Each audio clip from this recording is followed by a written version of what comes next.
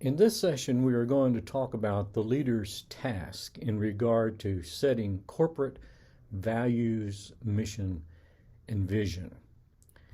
Now, once the leader knows where God is leading him or her, their personal mission, and the path toward fulfilling that mission, which speaks of the personal vision, then the leader has to start focusing on how his or her personal values, mission, and vision fits in with the values, the mission, and the vision of the organization that the leader has been called to lead.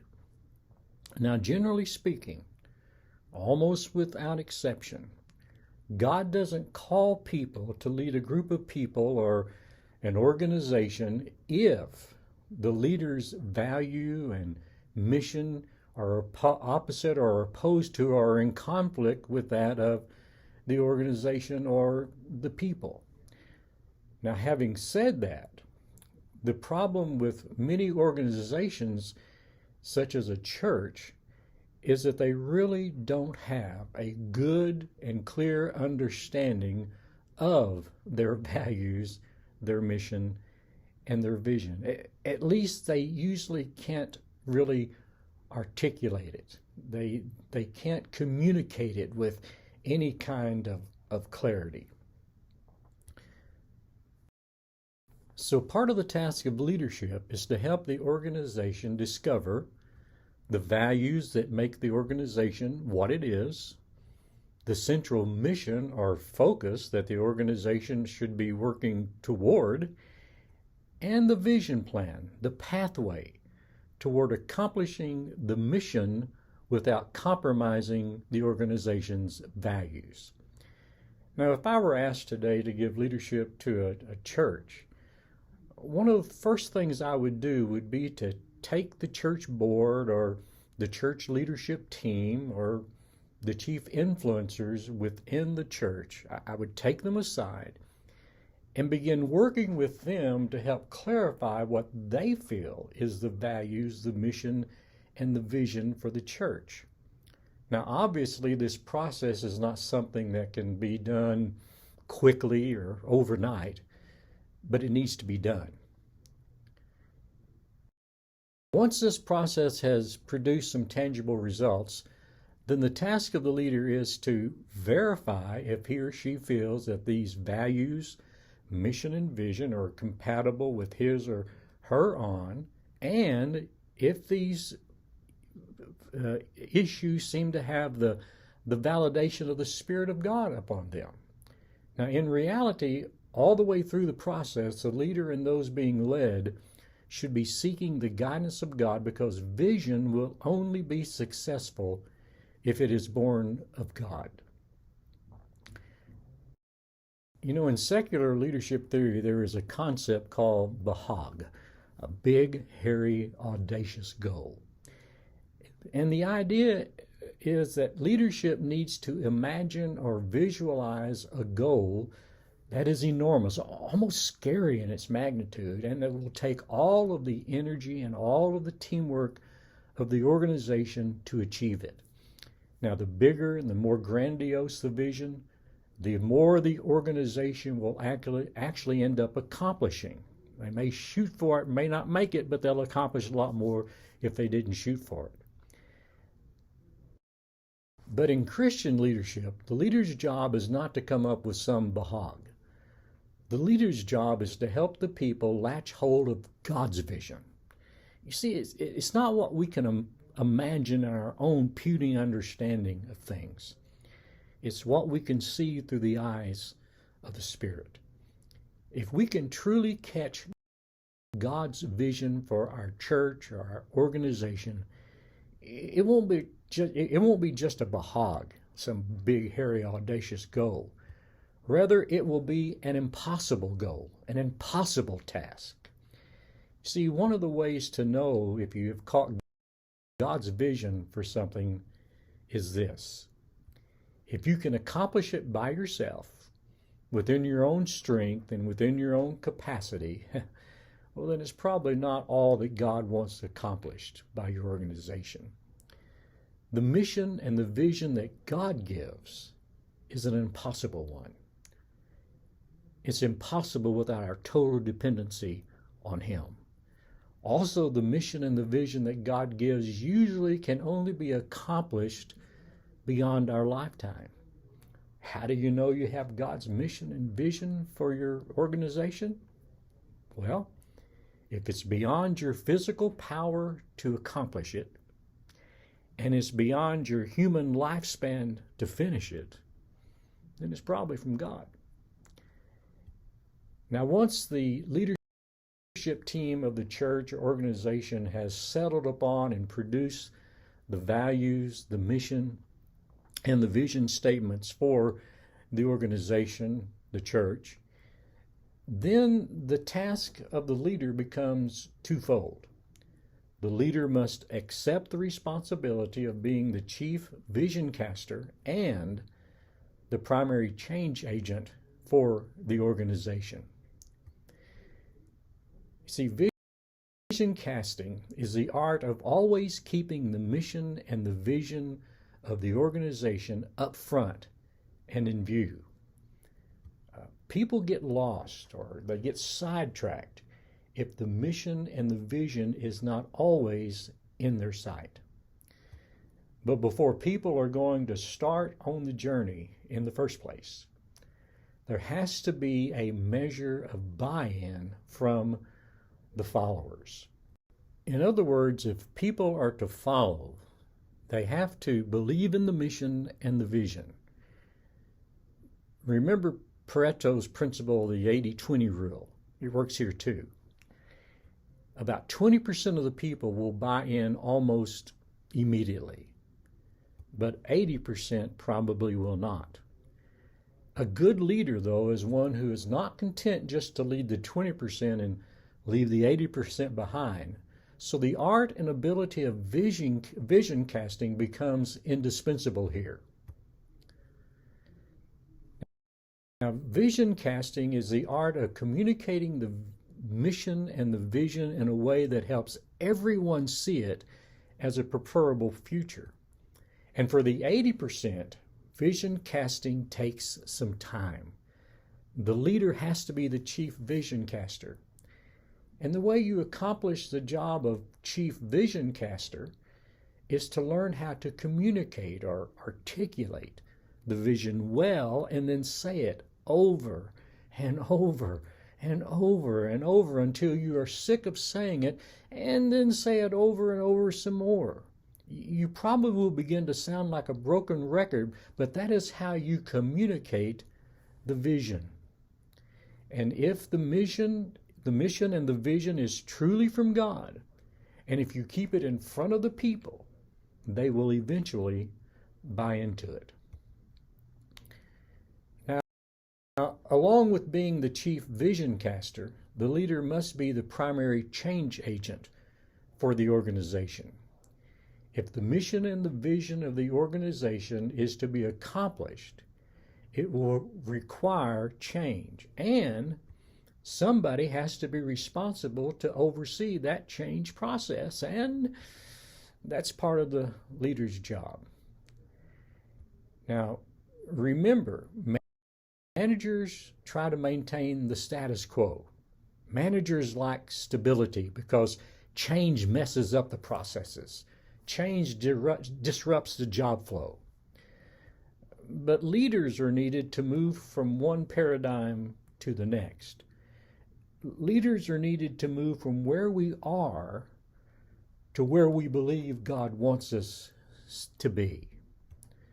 So, how do leaders create the desire for change? Now, most people resist change. Well, actually, that's not entirely true. What most people resist is being changed. I'm cool with change as long as it's happening to you and it doesn't affect me. But change is painful for most people. Now, there's a little maxim or proverb in leadership theory that says, until the pain of remaining the same becomes greater than the pain of change, things remain the same. So, to be a good change agent, you and I must learn how to increase the pain of remaining the same. And this really goes hand in hand with vision casting. You increase the pain of remaining the same in part by comparing where you are now with the benefits and the blessings of where you could be if you follow the mission and the vision of God. Now, being a change agent is not the most popular position in the church or the organization. People will get upset, people will misunderstand, and people will misjudge you. But if change is going to happen, somebody has to do the job, and that somebody is the leader. And this is part of what got Jesus into trouble. He was a change agent. And the Pharisees and the Sadducees didn't want to be changed, and they didn't want the status quo to be disturbed. So I guess we need a little course on how to be a successful change agent and live to tell about it. How do we lead change and keep our lives, or at least our position as leaders, secure? One of the first things that a successful change agent must understand is, why do people resist change?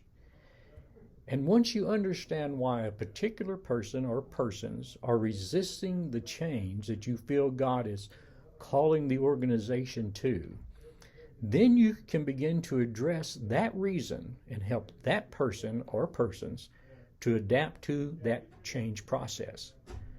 Now, not everybody resists change for the same reasons. So, why do people resist change? Well, this is taken from Melvin Ming's statements. Number one, a loss of security. People are afraid that the so-called promised land will not be as comfortable or as secure as where they are now. Number two, a loss of present status or position. People are afraid that if change takes place, they will not have the same measure of respect or the same authority or the same power anymore. Number three, the need for change implies that the present or past is bad, substandard, and so on. If change is needed, then what we have been doing is worthless and of no value. And then four, it probably will mean additional work. People presume they will have to add more work to their already busy lives in order to change. And then number five, change is unnecessary or negative. They cannot see any value in the promised land. So how do we overcome these resistant attitudes towards change? Well, first, the leader must build solid relationships with as many as possible so that trust can be gained. But if you are leading a large organization or church, it will be impossible and too time-consuming to build relationship with all that are resistant. So, the key to relationship building in a large organization, a church, is to make sure that you have good, solid relationship with the key influencers, and that you understand why these key influencers may be resisting the change process. You see, if your key influencers are in the 20% that are ready for change, then your job is going to be much, much easier.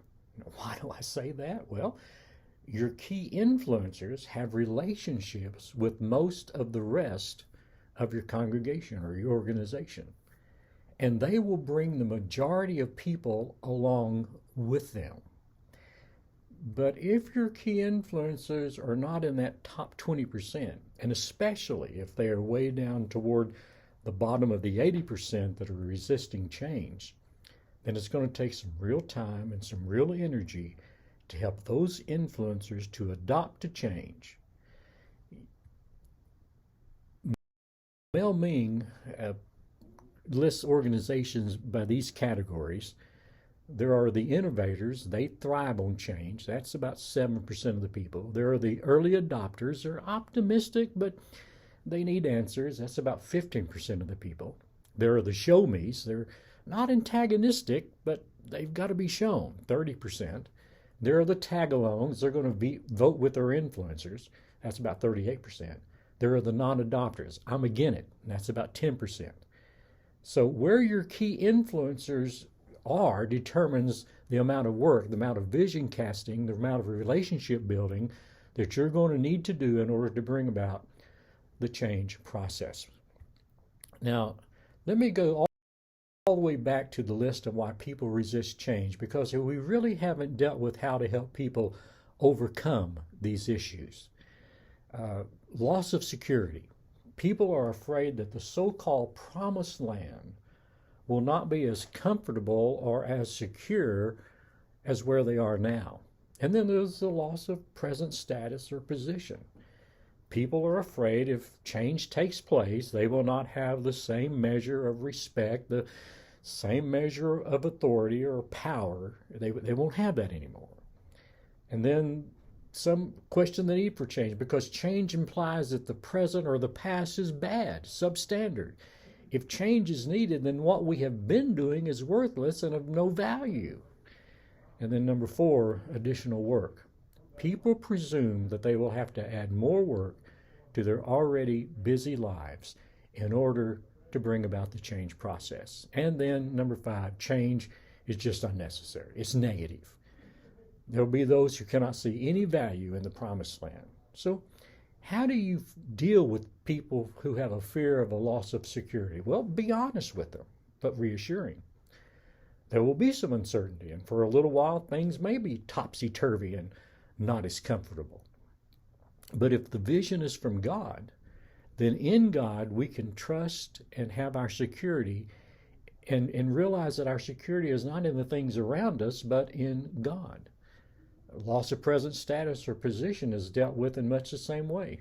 Honesty is required. Let people know that their status and position may change, but their value to the organization and their respect by their peers will not change. My value to Christ is not dependent upon what I do, but who I am. Help people understand that. And for those who think that by talking about change we are being critical of the past or being critical of the present, once again, honesty is required.